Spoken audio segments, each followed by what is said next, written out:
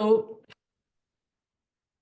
bonjour tout le monde. Welcome to today's PAFSO breakfast with Rambod Behboodi. Before we start, I would just like to acknowledge that I am chairing this meeting, this webinar from the unceded territory of the Algonquin Anishinaabe people. And I acknowledge and respect them as the past, present, and future guardians and caretakers of these lands. And since I know people are joining from all over, I ask you to take a second and think about the traditional peoples of the land that you're on and what that means for the lives that we are all leading today. So I'm really happy to see Rambod here and several of you who have made it, got up late, probably after watching last night's election coverage fairly late into the night, and still not everything not 100% decided. So we're living in interesting times. But Rambod is here to talk to us about a subject that has been on everybody's mind, which is tariffs and what they mean for Canada.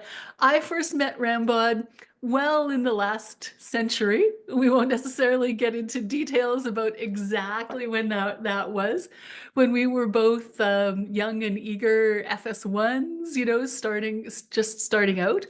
And he has had a really interesting career since then with postings in Geneva and in Washington.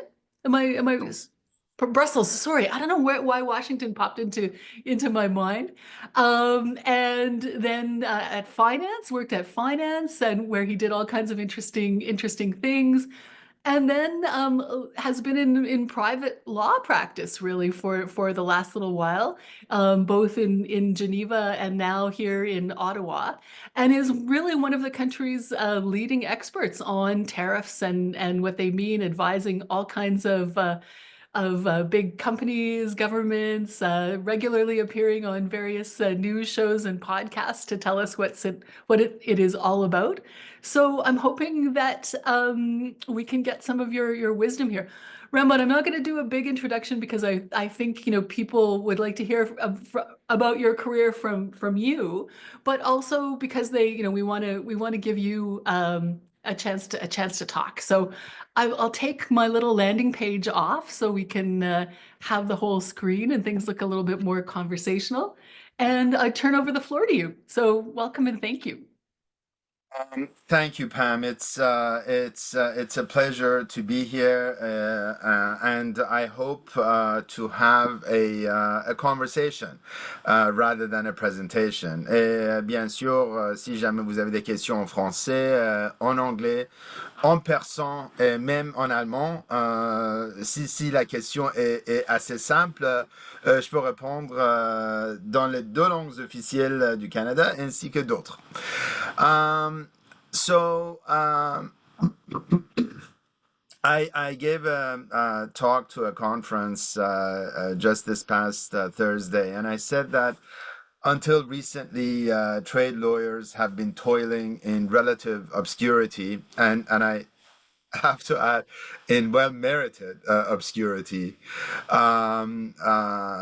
because we set up a system in 1947 and then tweaked it over the years through agreements and multilateral institutions to ensure that instruments of trade policy form the background of business and don't intrude upon the business of government and in fact commercial relations. And if you want to know how successful this framework was, a framework that incidentally was driven by the United States in 1947, and then in 1986, and then in 1995 when the WTO was established, and then of course in bilateral agreements as well.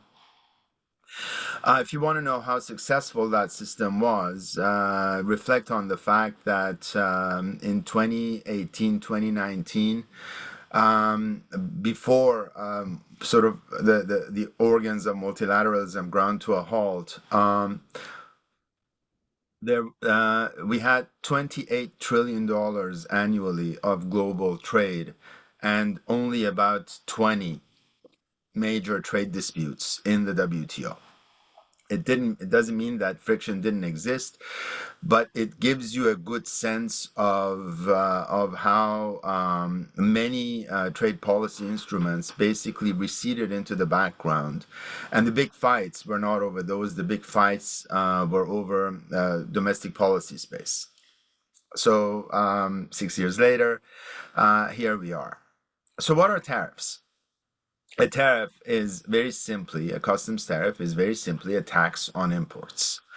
And now we'll get into who pays and so on, but it's simple. It's simply that. It is when you consider that any goods transaction is subject to multiple taxes. You have the GST, PST, HST, depending on which province you're in. That applies to the to a goods sale.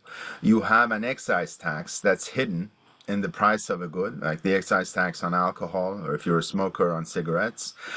And taxes and tariffs are simply a tax on imports. Any good that enters into the country is subject to a tax. Uh, and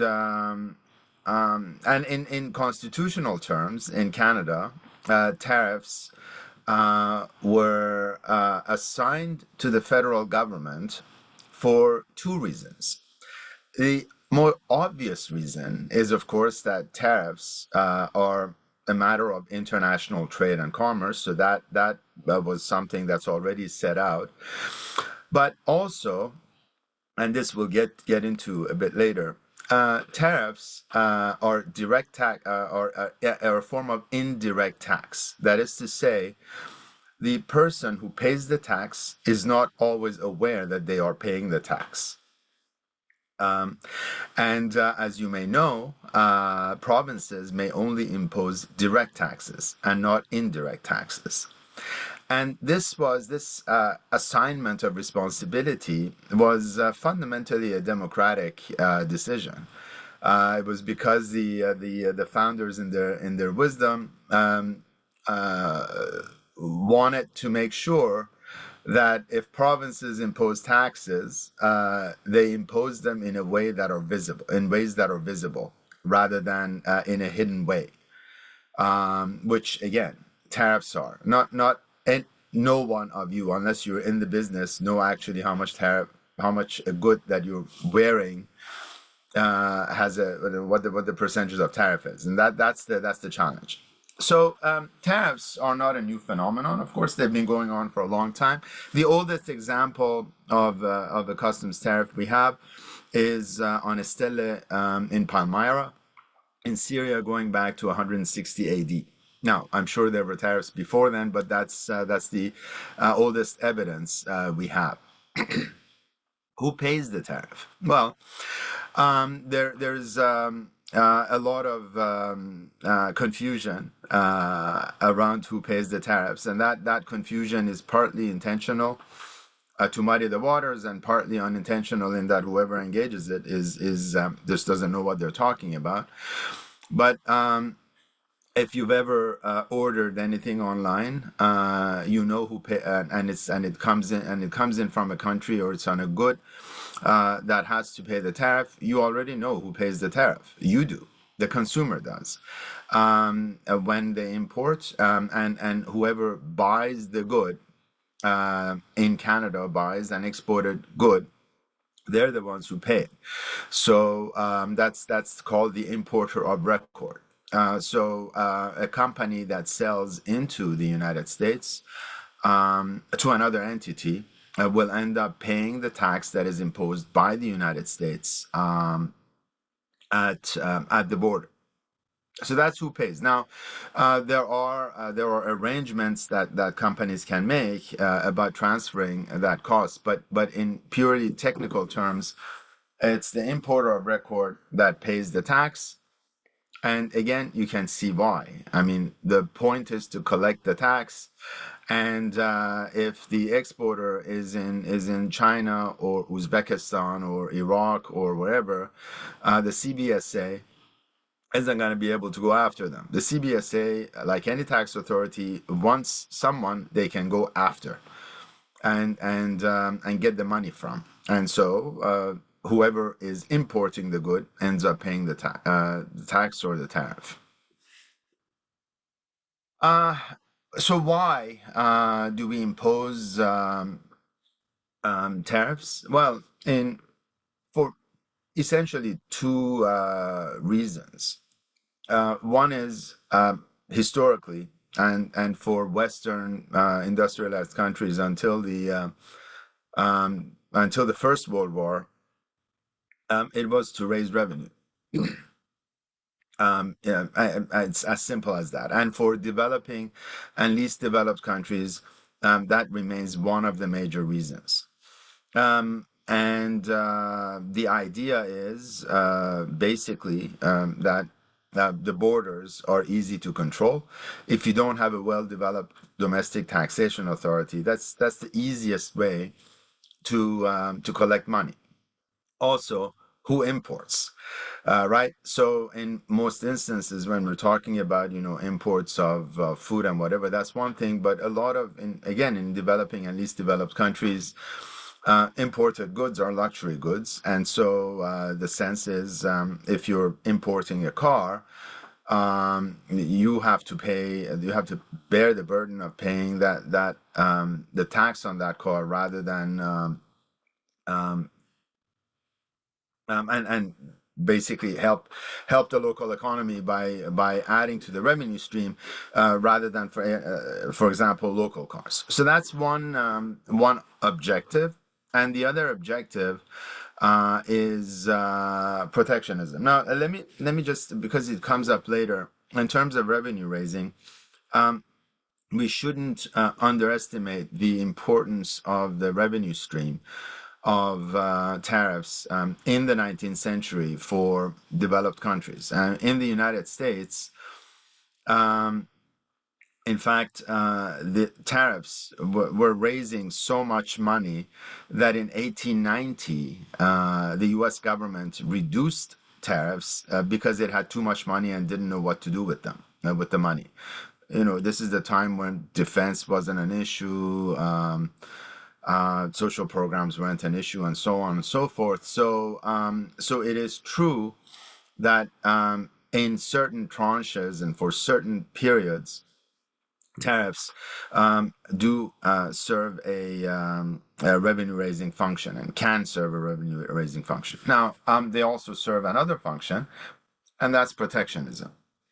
And well, we'll get to that in just a second. But those two functions are at the core, at the heart of what a tax imposed at the border does. So, what are the effects? As I mentioned, there are instances where revenue is raised. Sorry, there's a question. No, so well, there's a question from me, as the non-trade person. Could you give us an example, like of other tariffs that are in place right now that we deal with as Canadians and not know? Because I mean, it's the U.S. has gotten so much publicity on for what the current administration may or may not be doing, what their strategy is. But where are there some other tariffs, like ordinary tariffs that affect Um, Canada? uh, the there is, for example, a 6.9% tariff on automobiles that come from countries with which Canada does not have a free trade agreement. And um, Up until some time ago, um, that affected quite a lot of automobiles coming into the country, but of course that no longer is the case. Now there's not very many autos coming in from countries that we don't have a free trade agreement with. So that's a sort of an ordinary tariff. In terms of extraordinary tariffs, we have two types of extraordinary tariffs that have been in the news because they're always in the news. One of them is supply management, and that's the system we have of Um, that grew up, grew out of the mountains of butter and lakes of milk, problems that existed in the supply of agricultural goods, especially dairy products, and of the challenges we have in terms of access to the U.S. market. And so what happens then is we have a mechanism in the country of controlling the amount of goods that are produced, and the only way you can sort of protect that system is by having a protective barrier at the border. We used to have quotas and import barriers until 1995, and then after that, we now have tariffs. So, for example, for X amount of X millions of gallons of milk that are imported into Canada, the tariff is zero. And then for anything above that, you would have a 278% tariff or something along those lines. Now, no one actually pays that tariff, but that's no, I'll get to that. That's considered a prohibitive tariff. Uh, But that's essentially that those are the that's one of the types of tariffs that generally people know, but they don't know the amounts. And the other kind of tariff we've already heard about. It was debated quite a lot last year, and this was the surtax on Chinese electrical vehicles. And so that's a customs tariff. It's called a surtax for its own reasons, but that's basically a customs tariff because it's applied at the border on goods imported from China, and that is again set at a level not to make Chinese products more expensive, but to make them impossible to buy effectively. Interesting. So, like, well, sorry, I don't want to get ahead of your Oh, of that's okay. what you wanted to say, but I mean, it seems to me that one of the things that we could do if we wanted to combat some of the other things is just lower some of those tariffs that we've put on other goods, right? To that, I'll get to that. Yeah, in a second. So, Okay. so so the effect of tariffs, we've already mentioned some of them. The first one is if you have a stream of imports in areas that people will continue to buy, you will gain some revenue from them. There's no question about it. That revenue raised is again paid by domestic consumers of the good. Um, a necessary and this is the part where the trade lawyers go bonkers every time the matter is discussed online. A necessary, uh, absolutely essential, necessary, and whatever outcome of tariffs at the border is a price increase in the domestic economy. As I said, tariffs are used for protectionist reasons, and and the whole point of a tariff, in most instances, is to make the imported good more expensive. And once the imported good is more expensive, then domestic prices can rise to the level of the imported good. And this allows more domestic products to be produced, more profits to the domestic industry. These are profits that we call, in economic terms, we call rents, because this extra profit doesn't come as a result of greater efficiency, better products, but it comes as a result of government measures imposed at the border for the benefit of that industry. And we know for a fact that that price increases are sort of part and parcel of tariffs, not because of economic theory, not even because of observed effects on the market, but because of the way our some of our tariff structures some of our tariff measures are structured. So, for example, we have an anti-dumping duty framework in Canada. Most countries do. This is a way for countries to combat what they consider to be unfair trade. I don't want to go into detail, but there are, in that framework that the United States has, that Canada has, we have an investigative framework that, quasi-judicial instances looking at stuff. In that framework, the final measure at the end could be either an anti-dumping duty or a price undertaking. So you can avoid the duty by jacking up your prices. That's how we know that's baked into the system. That's how we know tariffs give rise to price increases because you have the choice of one or the other in that framework. Now, sometimes tariffs, as we touched upon briefly when talking about supply management, sometimes tariffs are meant not to raise revenue or even raise prices, but to simply block the importation of a good. Sometimes that is it's an intended outcome. Sometimes it is not, but we call those prohibitive tariffs. In most instances, they're put at a level that make it essentially impossible for the good to be imported because the price increase is so much that no one is going to buy it. Now, sometimes that works, sometimes it doesn't work. And again, we have in the great laboratory that is called the WTO, we have great instances of these sorts of prohibitive tariffs and how they work and how they don't work. I'll give you one example. In the great bananas dispute between the United States and the European Union, we don't need to go into that into the details. It dragged on for 20 years. The basic story was Europe prohibited or made it expensive for South and Central American bananas to be imported because the France and Britain had obligations to their former colonies.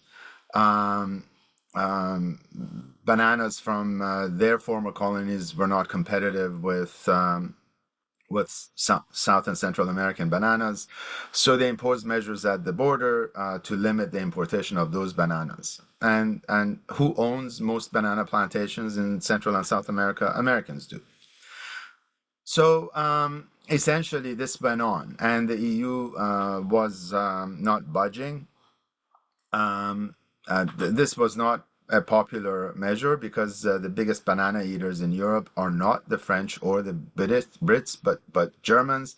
So the Germans were basically paying more for bananas to pay for the colonialist guilt of the UK and France. And South and Central American plantation workers were suffering as a result as well. So this went on for a long time. Finally, the U.S. won in the WTO, and the EU didn't implement, and the U.S. imposed retaliatory measures. So retaliatory measures are basically tariffs of 100% on products of two countries that the United States considered were responsible. And so they select and they wanted these tariffs to have maximum effect. So they imposed 100% tariffs on Scottish cashmere, uh, which resulted in like basically overnight shutting down of entire factories and villages in Scotland. And I was in London when a lot of the Scottish factory workers descended on the Grosvenor Square right in front of the U.S. Embassy and demonstrated, and the U.S. ambassador came out and handed out telephone number of the EU Commission officials and said, deal with them. We're not responsible. We'll remove the tariffs as soon as the EU behaves. Now, that works in terms of so we know that's exactly what happened. It's a prohibitive tariff. Now that doesn't always work in respect of certain types of products. So the other types of products that the U.S. Retaliated against were Louis Vuitton bags. So they jacked up, they imposed 100% tariffs on Louis Vuitton goods entering into the US, thinking that they're going to be punishing France. And the end result was, as you might imagine, if you know anything about who buys Louis Vuitton products, the price doubling resulted in a doubling and tripling of sales. That ended up actually the more expensive the bags became, the more sales Louis Vuitton made. So that didn't exactly harm France. And this to say that prohibitive tariffs, sometimes you think you're imposing a prohibitive tariff, but it ends up blowing up in your face. It doesn't happen with most cases, but in that particular case, the numbers were impressive. So now. Uh, because I mean, government officials aren't stupid, for the most part. We and I mean, I say that with a bit of hesitation now with what's going on and who's advising President Trump, but by and large, government officials who dream up these measures and who impose them aren't stupid, and so. Uh, the way tariffs are structured, in most instances, the object is not to harm the domestic industry, domestic consumers, or whatever. Everyone is looking for what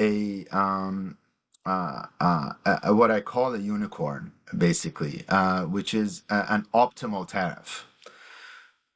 This an optimal tariff is essentially a tariff set at a level that raises revenue, that depending on the product and depending on the structure of the market, um, has both a protective impact by raising prices up to a limited amount, but also not too much of an impact on prices because you force the seller on the other side to absorb some of the costs. So it's sort of, as I said, it's a unicorn concept because markets are volatile and unpredictable, and you can set a tariff at 6.3%, or for autos at 6.9%, expecting that the impact on the domestic industry would be positive, but not excessive, and the impact on consumers would not be excessive, and some of the costs would be absorbed by the sellers. But as we all know, prices go up and down. For some for some goods, you order a long time in advance, and there are currency fluctuations. So what happens with an optimal tariff is that you for each product you need to calculate exactly the right amount that would have the right balance of market impacts, and of course, as soon as you impose it, uh, markets, however way they react, it's not necessarily going to be the way you expect them to react. And what happens in respect of optimal tariffs or tariffs in general is that once you impose them, removing them becomes difficult. And this is the final impact, final effect of tariffs, and it's an institutional effect. It's basically it's in governance theory, it's called public choice theory, which is simply that the an industry or a sector of the society most affected by a particular measure will be the loudest in keeping that measure in, and the people who either don't know of that measure or the impact of that measure, or who are affected by it minimally, they'll keep silent. Now, not a 6.9% tariff on autos results in let's say resulted in an X amount of price difference between a BMW and a locally produced car. you as a consumer aren't going to go into the streets. You're not going to hire lobbyists or lawyers or whatever to challenge that.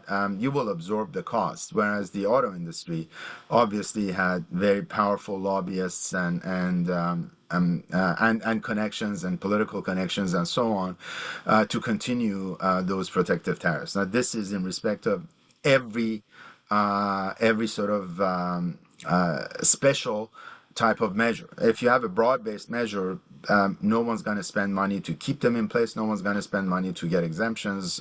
They may, but if you have a broad-based measure that doesn't have exemptions, I mean, that's what happens. But as soon as you have tariffs, which are very specific, like you have tariffs on specific goods coming in, et cetera, that's where the institutional impact becomes critical, and we see that in real time because, of course, you had a tariff in the United States of X amount on goods coming in from China, except that certain products were exempted. What were those products? Those products were products that the CEO of Apple, went and visited Mr. Trump either in the White House or Mar-a-Lago and got an exemption from. And what the promises were, we don't know. But that's exactly what public choice theory would predict. As soon as you put in place measures that harm or benefit specific groups of companies or sectors, they will descend upon politicians to get special deals out of them, and the ordinary people are screwed in the middle. And this is it's a fairly normal. Each and every one of you knows this. You're in government, so you know these kinds of pressures exist. We have mechanisms in place to shield ministers, to shield politicians, and to shield our institutions. But those mechanisms are not perfect, and of course, in the United States, they're badly frayed at this point. But just to let you know, one reason why, for example, Mexico entered into the NAFTA, aside from all questions of economic liberalization and integration, one reason they entered into the NAFTA was control the quote unquote the damage that their own governments could do through capricious tariff and taxation measures. So that's essentially the sort of the agreements that we enter into internationally. One object is to minimize the impact of public choice theory on governance. Okay, so that's tariffs and their impact. I'm going to move on now to something we've heard a lot in the past few months, and it's the question of trade deficit. Um, President Trump has said that the United States is subsidizing Canada to the tune of 200 billion because of the trade deficit, or that the U.S. is running a trade deficit in goods of X amount, I think 1.2 trillion, and that's bad. Well, what is the trade deficit? Trade deficit is very simply in goods, or in, depending on how you define it, trade deficit is basically when you buy more from abroad than you sell abroad. Is that a problem? Well, no. In most instances, there are cases where it could be a problem. For example, when I was advising the government of Uzbekistan on their accession application to the WTO, because of my background, I was specifically working with the central bank, and the first question.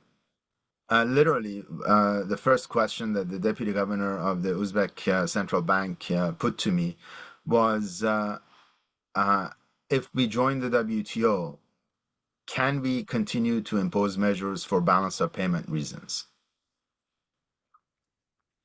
Now, Hmm. for a central bank, that's really, really of a developing country, that's really important.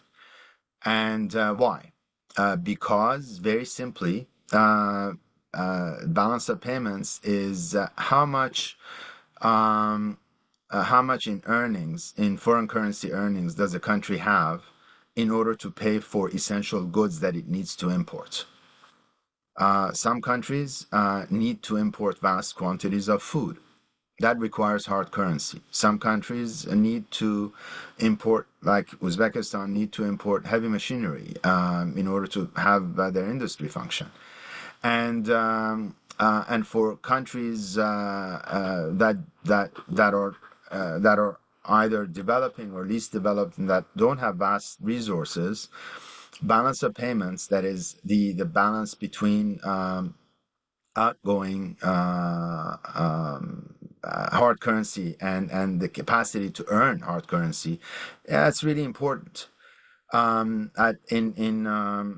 In the last decade, for example, again, we were asked to advise some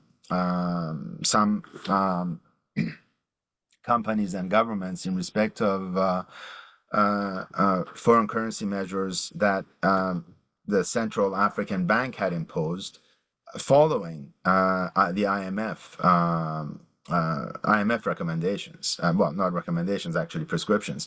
The IMF said, look, you've got 3 months of foreign currency, you have enough foreign currency left for 3 months of food imports.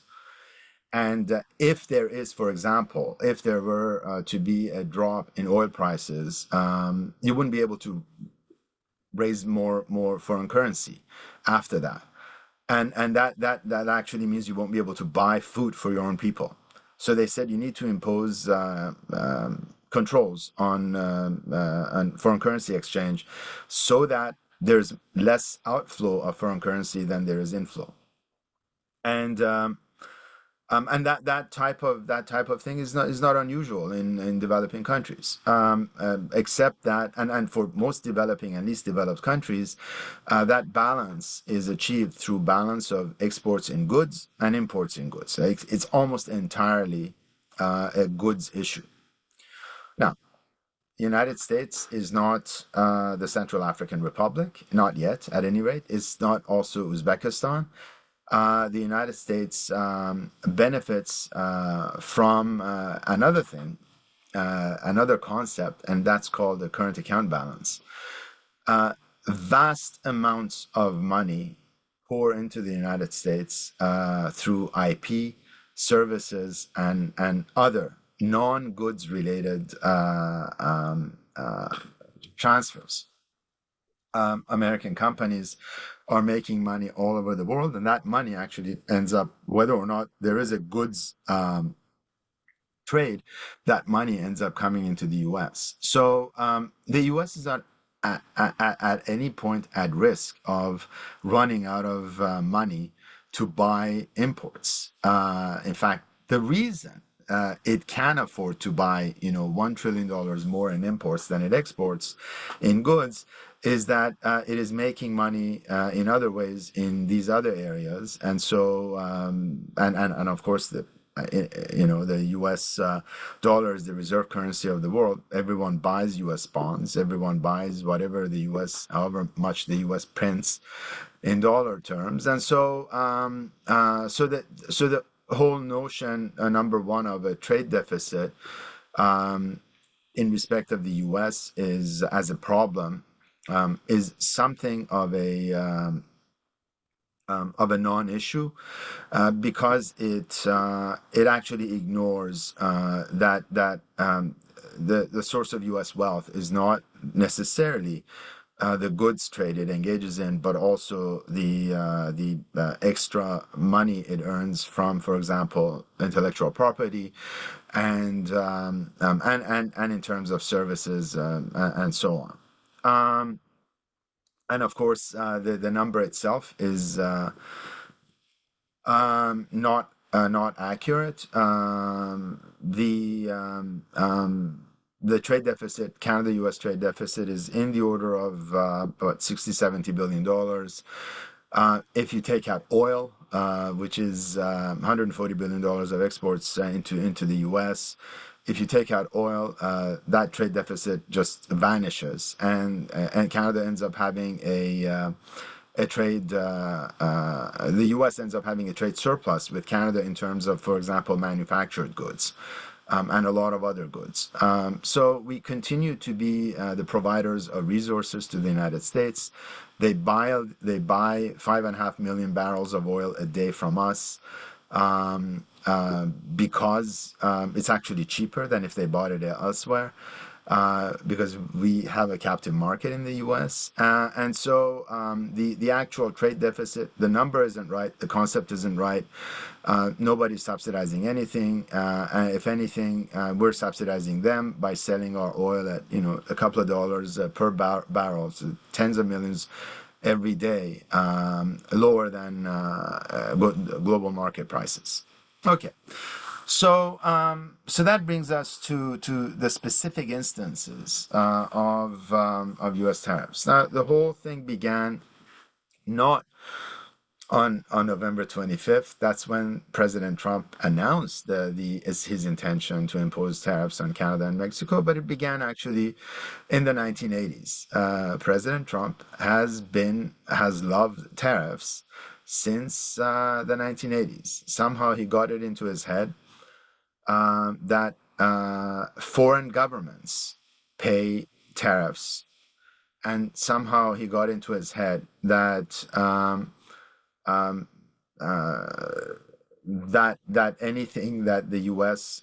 Is buying from abroad is possible to buy in the U.S. I mean, that's essentially those are the two misapprehensions that President Trump appears to be operating under. And his Commerce Secretary appears to have the same misapprehensions by thinking that it's foreign governments or foreign entities that pay the tariffs, which is why they have been saying that we're going to impose this tariff at the border, and that foreigners will pay these tariffs, and so we can remove income tax, and we will have essentially what their vision is a system of tributes that anyone who studied the Roman or the Persian Empire history will know, that you go and you conquer a land, you force them to pay to your treasury, and that's how you finance your operations. Well, that isn't how anything works. But anyway, that's the basis. And we heard this. This is again, you can look into Secretary Lutnick's public statements or President Trump's public statements on that issue. There's nothing. I'm saying nothing out of school here. Now, we have had two sets of tariffs announced since November 25th.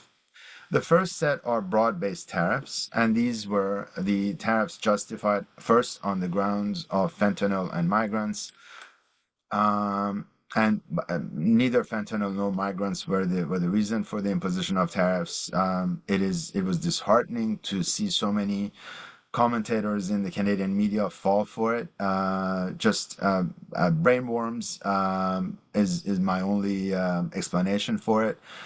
Um, Right? And a good story. uh, You know, uh, and not even. It's not even a good story. It's just dumb. I mean, you have an entire class of public commentators in Canada who basically anything that pisses all over the country, they will buy as yet another example of why they were right all along to complain about X, Y, or Z. So they buy whatever shit is thrown at them. Uh, Keep that in, please, because I mean, I've been fairly vocal about that on Twitter. Nothing I'm saying here well, is, yeah, when they yeah, were a bit credulous for sure, right? It's like, yeah, oh, we that's must have a fentanyl problem. And then it's like, what was like a kilo or something that that's they, right. Well, 45 pounds, one suitcase. okay. But so I mean, credulous or bad faith doesn't really matter. The fact is that the fentanyl and migrant issue was not an issue with Canada, and even if it were an issue with Mexico, that isn't how you fix a fentanyl or migrant problem. Imposing tariffs and impoverishing your already poor neighbor is not how you get them to stop fentanyl or migrants. I mean, let me say that I think most of it was bad faith because you actually had politicians in the country who were referring to Canada as a fentanyl haven. Which is not true. But anyway, it was a justification. There was imposition, lifting, reimposition, lifting, and now there is USMCA compliant tariffs, not exemption from those tariffs. But anyway, I mean, we had that issue. We've always had the U.S. compliant, USMCA compliance, or NAFTA compliance in terms of free access to the U.S. So that isn't adding to the discussion. Then you had the reciprocal tariffs. And there were five justifications given for reciprocal tariffs. I won't go into the details. Each and every one of them was worse than the other. And then and now we know that some staffer basically went on ChatGPT and asked, "How do we do X?" And got a formula that was as transparently idiotic as it is possible to get, and then they impose that. So you end up with a situation where countries that were running a trade deficit with the U.S., for example, Australia, ended up getting hit with retaliatory tariffs or reciprocal tariffs. So you had those two Penguins, broad-based right? tariffs. Pardon me? Countries with penguins.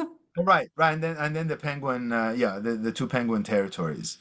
And you actually have the Secretary of Commerce coming in and justifying the Penguin Territory tariff as an anti-circumvention measure. This is where you actually question whether the person is speaking from brainworms or bad faith. There is no middle road. There is no good justification for that kind of a statement. So those were the broad-based tariffs. Now the sectoral tariffs are different. The sectoral tariffs uh, um, target specific sectors, and we know where they come from. They come from the mind of the former USTR, Robert Lighthizer, who was counsel for Bethlehem Steel for much of the 70s. There is I've interviewed him. He genuinely believes that the entire world is engaged in unfair trade on steel, specifically unfair trade with the U.S. Everyone's doing it the wrong way. The U.S. is the only one doing it the right way, and so everyone should suffer for what they're doing. Well, China aside, that's questionable, but that's a whole different issue. Aluminum, of course, is a separate issue. U.S. doesn't even have the kind of aluminum capacity they need. And then of course autos. You've heard President Trump say he doesn't want any Canadian autos in the U.S. Well, there's not much you can do about that. So that brings us to a close. Now I'm gonna say a couple of words about what Canada has done. So uh, I've heard Canadian diplomats, not global affairs, but provincial diplomats, refer to Canada's emotional reaction to the tariffs, and that was in a public exchange, and I put the person down as gently as I could without breaching protocol. But that's bullshit. Canada's measures, retaliatory measures, were about as measured, as sober, as balanced, as Canadian as would be possible. Let me first start from the top. When your biggest trading partner imposes 25% tariffs on $410 billion of exports, that necessarily, if those tariffs had gone into effect that would have resulted in an immediate job loss of 600,000 people, a country can't not react. It's that simple. A country and a government uh, have to react, and that was in respect of Canada. Everyone said, President Sheinbaum of Mexico was measured. She wasn't measured in Spanish. She was measured in English. That's the difference, because American commentators and bad faith Canadian commentators are too stupid, frankly, or acting in bad faith to actually listen to what she said in Spanish. She wasn't measured in Spanish. She was measured in English, but that's it. That, as I said, it's because she had an audience of one. Now in Canada, we don't have that luxury. The country needs to be told what's happening, needs to be told what needs to happen as a result. So the threats of annexation, whether you take them as trolling or whatever, it is unseemly for the President of the United States to continue to say those things. It would be malpractice of the highest order for a Canadian government official not to react. And the reaction wasn't insulting back. The reaction was simply referring to the fact that we have a long-standing history, and that history is being turned on its head. And in fact, Mr. Trudeau's cadences aside, he said nothing that Mr. Carney didn't say just late this morning or early this morning when he said the old relationship is gone.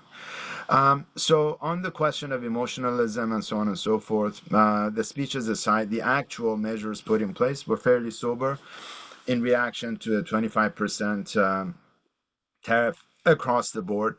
Canada announced $30 billion, the tariffs on $30 billion of goods, very carefully selected. I'm sure that they'd been looking at it for months.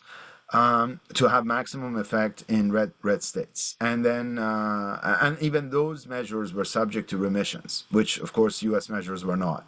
Then there was an announcement of an additional $125 billion, but subject to a consultation period and subject to a remission. So and then there were some measures applied to address quote unquote fentanyl. But of course, they had already been agreed in December. There was nothing new about those. The measures were imposed, they were lifted, and I'm not quite sure. I'm pretty sure it wasn't the retaliatory measures. It was the reaction of the market, and the reason that we had that reaction both on the Hill and in the market in the U.S. You can put down to the tireless efforts of your embassy in Washington, and that this has to be the high point of Canadian diplomacy. You all need to be proud of that. The work that you do in the background, very few people know, and very few, and it hasn't been written about, it hasn't been commented on. I try, as Pam knows, in every time I speak about it, about the issue, I mention that. But the fact that you have an ambassador, Kirsten and I also started at the same time. Arun and I, who's number two there, also started at the same time. Jay Allen was a client of mine at Finance. Carlos Vanderloo and I were in Geneva. So that cast in Washington, I know well. Tireless, excellent, crisscrossing the country, talking to everyone, and it's not just them, but also the our ambassadors and diplomats in Europe as well, who have managed to mobilize European support, and that doesn't happen overnight. That doesn't happen because Trudeau gets on the call with Macron or with Starmer. It is a function of diplomacy to actually line all these ducks up, and you've done it. You've done it. You as a department, you as a profession, you've done the country proud. There is a story to write, but not now. And that's the big challenge. That's the work that you do has to be in the background, in the very deep background, dealing with an administration that has demonstrated itself to be vindictive. So anyway, the measures that we put in place, the public measures that we put in place, that we pretty much had to put in place for political reasons. They've been sober, very balanced, and relatively innocuous. The real work is being done in the background, and of course, there is a recognition, and this is again on Twitter and elsewhere, when you see commentators talking about well, the government should do this, the government should do that. It's like what we have an entire Department of Finance that does these numbers, and I know them. I know who does the work, and they know what they're doing. The Everyone is aware of the negative impact of retaliatory tariffs on our economy, and that decision, the decision to impose retaliatory tariffs, is. I mean, I deal with those retaliatory tariffs on a daily basis with my own private sector clients. Uh, uh, that and that's the thing that I have to explain to them, that going to the government and saying, that these measures are having a negative impact on the Canadian economy, they know that. So they don't need to be told that. They need to be told about other things that are in the control of a company, but in terms of the impact on the economy, everyone is aware. Everyone is aware that this kind of tit for tat scenario can't continue, and that there will be some sort of a deal at the end of the day. The big challenge we have is not that. It's that, and this is something that again, the one of our senior non-GAC diplomats was saying, well, he just wants a deal. And so we have to have a deal. Okay, fair enough. He just wants a deal. We We had have a to have a deal. deal. We have a deal. And it's there's nothing, fine. The U.S. could have given 6 months notice and ended the USMCA. That's not what the U.S. wants. The U.S. wants us to be bound by the USMCA when they're not. And if you think I'm joking about that, look at their response to Canada's dispute in the WTO in respect of the autos tariffs. The US had the blinking gall to complain about Canada's retaliation measures Yeah. as being inconsistent with the WTO, and so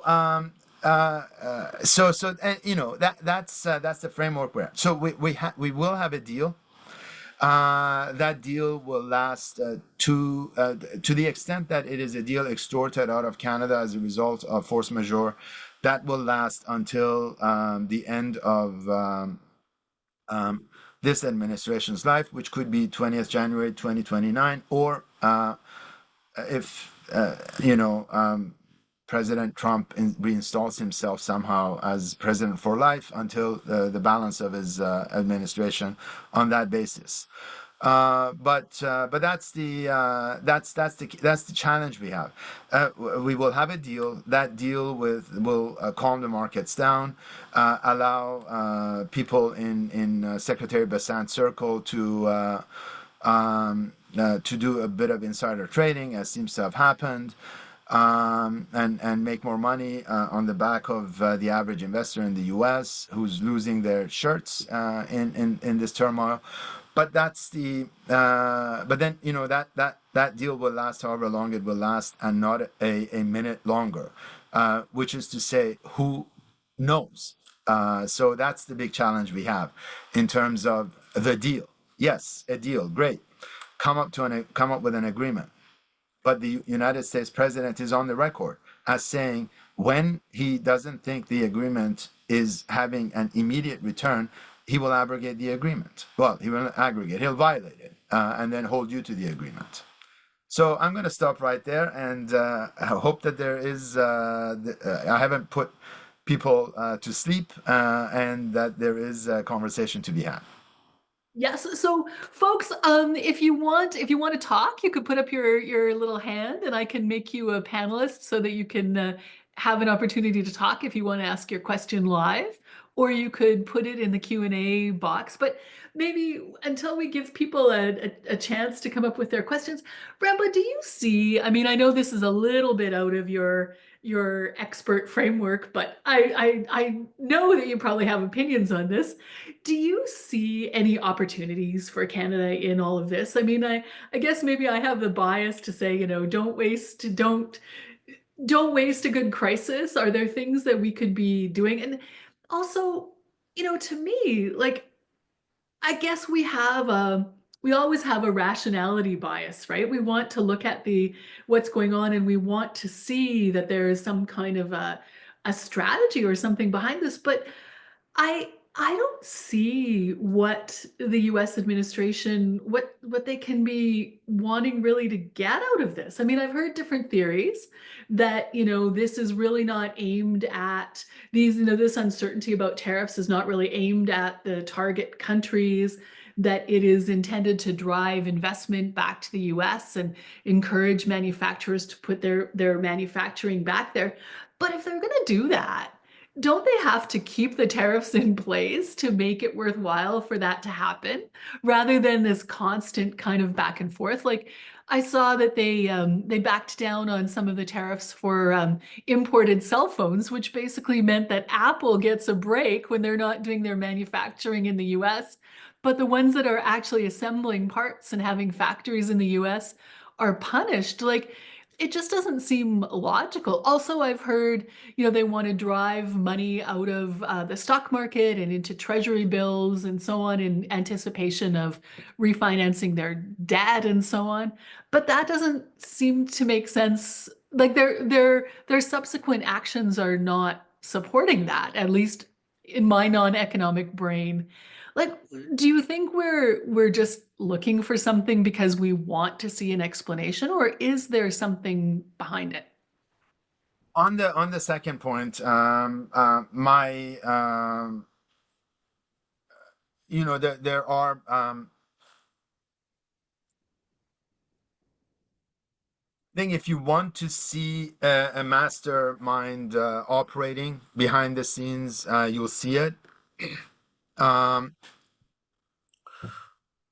my own starting point, based on 20 years in government, having seen good ministers and bad, is to say that when bad decisions are made, um, were made, I was in the room when they were made.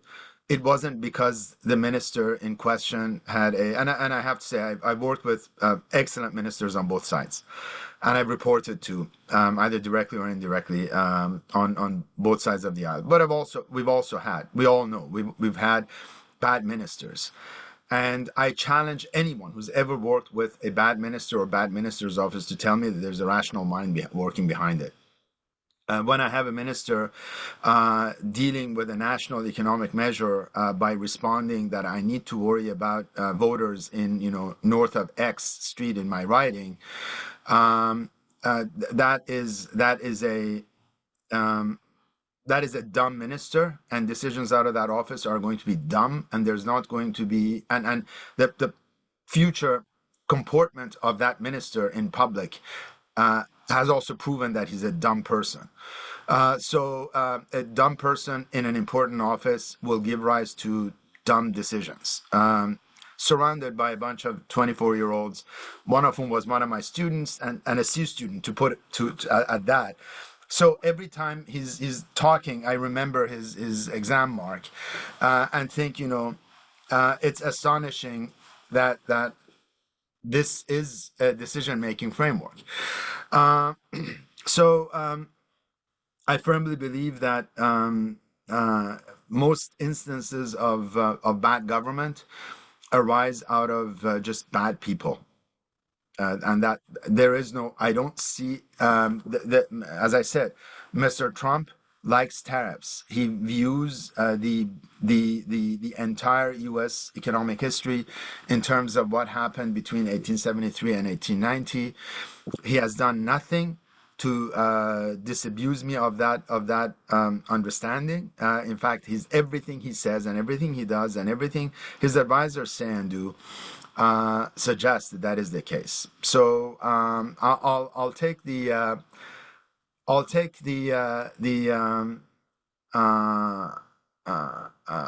what I see rather than try to impose some form of rationality. And in one conversation, I actually uh, did say that, and this was in relation to some sort of, well, we're gonna be thinking about X, Y, and Z as a background. And I said, we're trying to play chess, and the other side is playing Dungeons and Dragons, and that's the challenge we have. And just imagine yourself in that in the sort of the Harry Potter on the Harry Potter chessboard. You Yeah. think that you've got rational moves, and the other side is just basically making it up as they go, along. So that's the response to your second question. I think that the better answer is none of the above, and that there's an attempt by us to impose a rational framework on phenomena that our minds are incapable of processing, because it means that people who aren't very smart or people who act in bad faith have risen to the ranks to run the biggest economy in the world, and that doesn't make much sense. In respect of your first question, um, well, I've written about the subject quite extensively. That is to Yeah. say, what can Canada do? And in fact, so here's the challenge we have. I was in Brussels when the government of Canada began asking. I was literally the junior officer taking notes in the room when we went in with the head of the Trade Department and the ambassador to get the EU to listen to us, and to launch a free trade negotiation. And the big challenge we had, there was no uptick in business. The government of Canada set up the Canada EU Business Roundtable. We set it up. It was one of my interns who ended up interning and then ended up being the president of it. Uh, uh, uh, we had to corral business to support an initiative that we considered important for them. They were not particularly Canadian business. You name the association. They all were saying, no, we need deeper integration with the U.S. We don't need no stinking EU. They have too many regulations, too many languages. No one understands the Commission. Protectionist, beef, you name it, they threw at us. You name the country that we entered into a free trade agreement with, the same objections came up. Why do we need to bother, etc., etc. So the we're in the predicament we are, not for lack of trying on the part of the government of Canada. But It at least like I was in Warsaw when we were promoting, SETA. And, in the end, the foot kind of came off the gas because things were going so well with the US that, a right. lot of business were just not, they weren't willing to make the effort. But at least we have the road, We like do, we do, at and least we don't have you're to right. start from No, no, scratch. we're right. So the two big articles I had on the topic of the third option in the last 2 or 3 months came up as a result of, in fact, there were three things going on while I was in Brussels. One was us launching what ended up being the CETA. The second one was the conclusion of the EU Mexico Free Trade Agreement negotiations, and the third was the launch of the EU Mercosur Free Trade negotiations. And what happened last year was the EU and Mexico updated their bilateral free trade agreement in its 25th year, and after 25 years, the EU and Mercosur arrived at a text. Mm. Um, and what I said in those papers is this is the time for us to maybe consider trilateralizing the EU-Mexico agreement. We have a free trade agreement with Mexico. We have a free trade agreement with the EU. Why not trilateralize it the way we trilateralized the NAFTA and then the USMCA? And so that was one suggestion. The other suggestion was we really do need to renew the EU Mercosur, the Canada Mercosur negotiations.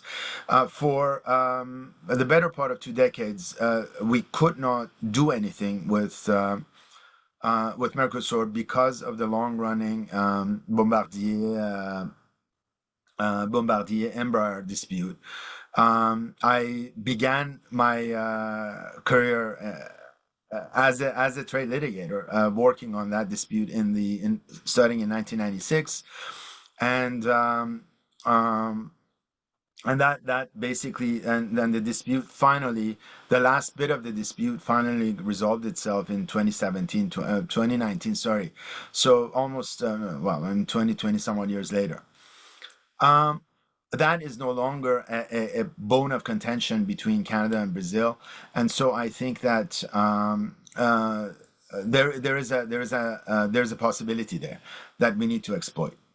Mhm. Well, I mean, I just think we should just be trying to attract as much investment and everything as we can based on the idea that, if you move your stuff to Canada, you can play chess. Right? Because Yeah, yeah. we have adults in charge, we have a stable regime, we have, rule of law. You may have problems because we may have problems with our biggest market, like there may be issues to resolve, but they will be resolved in a rational, transparent, measured way, where possible, as opposed to, I don't know. I mean, if I were a billionaire, I don't know that I would really want to have a lot of money invested down south right now. Um, I'm not. So it's hard for me to Unless you had access, and that's the key issue. But no. I mean, I think you're right. This is what, and I think this is what Prime Minister Carney was saying early this morning again. That we're not without options, and it would be foolish for anyone to suggest so. It's just that it's not easy. It's going to be a challenging time ahead. Yes, for sure. So, hey, Diane has a question and just agreed to be promoted to a panelist so she can talk. So, Diane, go ahead. Can you unmute yourself, or let me see?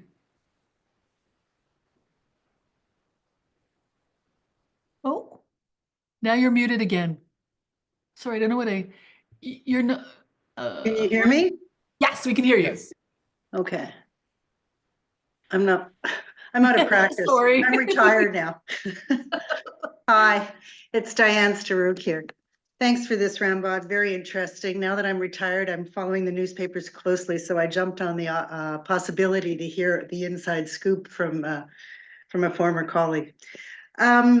You talked about certain reactions to the specious comments made from the beginning on this whole fiasco, coming from probably some political actors, but also from the public. And given your experience with the private sector, where are they? Like, are they getting it? Are they on so many issues we've all worked on for so many years, from interprovincial trade barriers and Canadian business reticence to look anywhere beyond the US?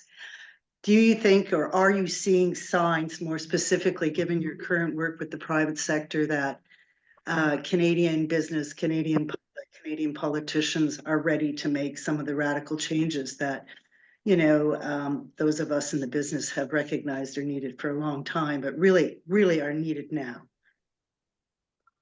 Two observations. I think it's fair to say that both in business and in my in the bar, um, um, the what you see in public discourse is reflected in that. So that split is not is there.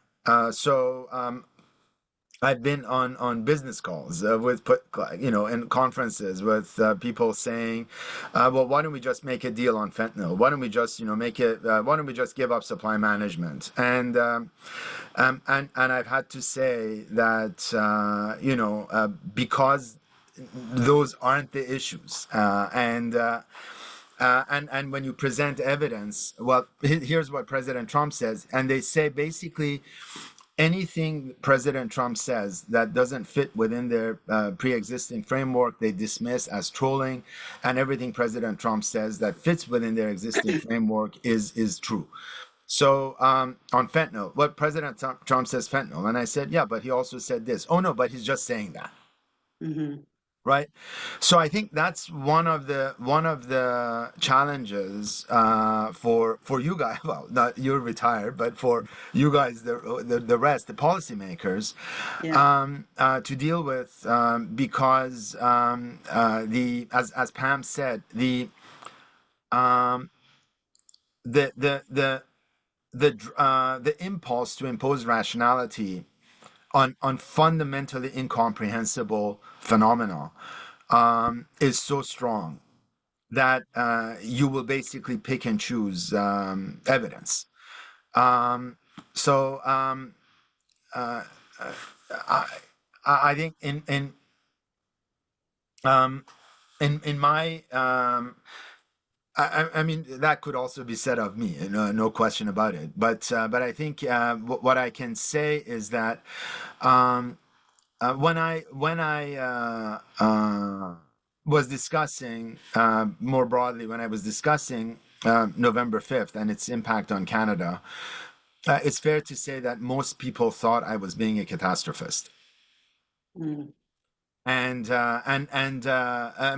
most people, quite a few people changed their views after November 25th.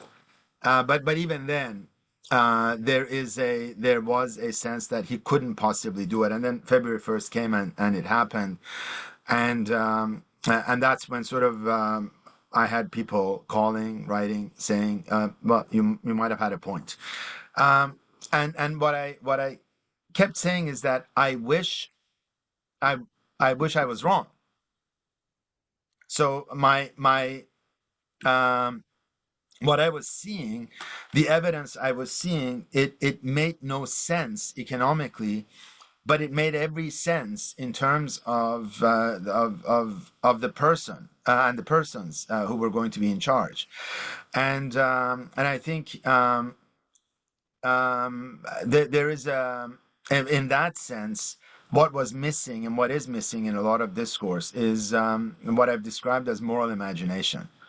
Um, the, the the the the required ingredient of actually, not trying to impose our perspective on others, but trying to listen to what they say, and however, even if it doesn't make sense, to accept that what they say in their head makes sense, and so it could come to pass. Yeah, it's hard. It's I think we really do not want to see these things. Naomi just sent a thank you to you, Rambod, on the Q&A. Thank you for your insights. If it's okay, I'm just gonna stop the recording and say goodbye. And